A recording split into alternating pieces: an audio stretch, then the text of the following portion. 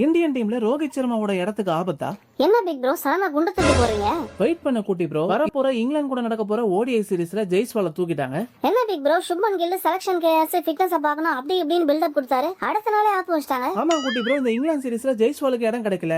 ஆனா ரோஹித் சர்மாவோட இடம் பத்திரமா தான் இருக்கு. இந்த இங்கிலாந்து ஓடிஐ சீரிஸ்க்கான இந்தியன் ஸ்குவாட் அனௌன்ஸ் பண்றதுக்கு முன்னாடி ரோஹித் சர்மாவோட பேர் அதுல இருக்குமா இல்லையான்னு ஒரே குழப்பமா தான் இருந்தது.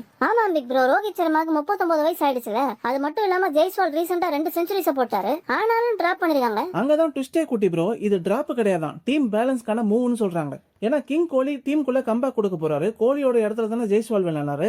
இதனால ஓப்பனிங்ல ரோஹித் சர்மாவும் சுப்மன் கில்லும் தான் இந்த இங்கிலாந்து ஓடிஐ சீரிஸ்ல விட போறாங்க. கூடவே விக்கெட் கீப்பர்ஸா கேஎல் ராகுலும் இஷான் கிஷனும் இருக்க போறாங்க.